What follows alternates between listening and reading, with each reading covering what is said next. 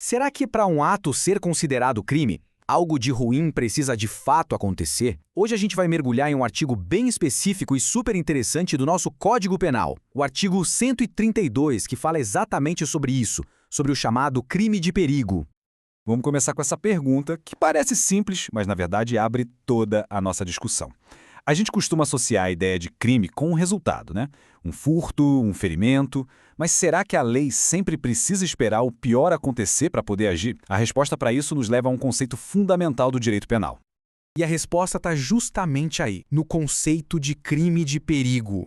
Sabe o que isso significa? Que a lei pode agir de forma preventiva. Em vez de só remediar o estrago, ela pune a simples criação do risco. É como se a lei dissesse, opa, não vamos esperar o incêndio começar para fazer alguma coisa.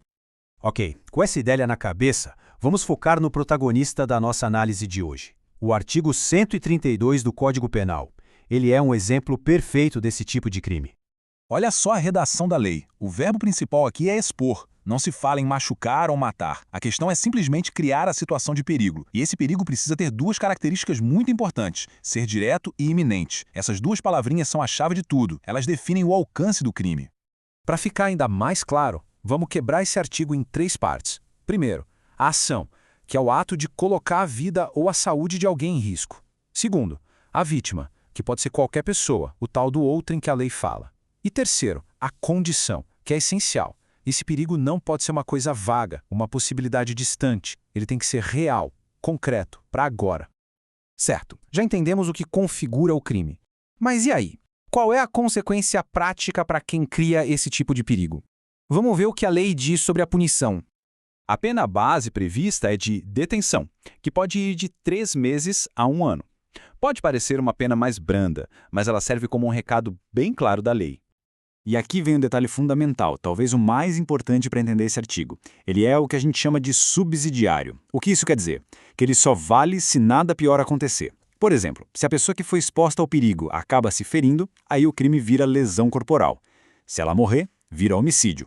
O artigo 132 é para aquela situação em que o perigo foi criado, mas, por sorte, a tragédia não se concretizou. Mas a lei sabe que existem situações e situações, e algumas delas são tão graves que merecem uma atenção especial. É exatamente para isso que serve o parágrafo único desse artigo. Esse trecho mira numa realidade social muito específica e, infelizmente, muito comum no Brasil: o transporte inseguro de trabalhadores. Sabe aquelas cenas de gente sendo levada na carroceria de caminhão sem a menor condição de segurança?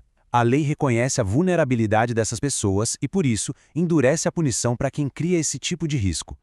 Isso aqui é um exemplo brilhante de como a lei não é algo estático, parado no tempo. Essa proteção não estava lá desde o começo. Ela foi adicionada em 1998, justamente para combater esse tipo de exploração e risco à vida de trabalhadores. Mostra o direito penal tentando responder aos problemas da sociedade.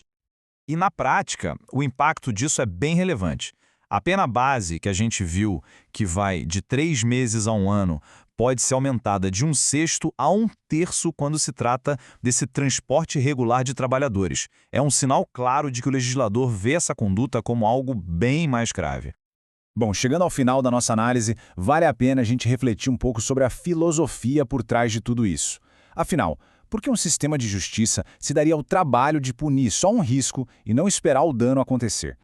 No fundo, o artigo 132 é uma grande ferramenta de proteção. Ele funciona como um escudo mesmo, permitindo uma intervenção antes que seja tarde demais. É a lei afirmando que a segurança das pessoas é um bem tão valioso que a simples ameaça a ela já é por si só um crime. E para fechar, fica uma reflexão. O artigo 132 mostra a lei punindo a criação do perigo. Mas isso nos leva a uma questão muito maior e bem complexa. Qual é o equilíbrio ideal? Onde é que a gente traça a linha entre punir um risco em potencial e proteger a liberdade individual? Essa é uma pergunta que, com certeza, continua no centro de muitos debates jurídicos hoje em dia. Valeu por acompanhar essa análise.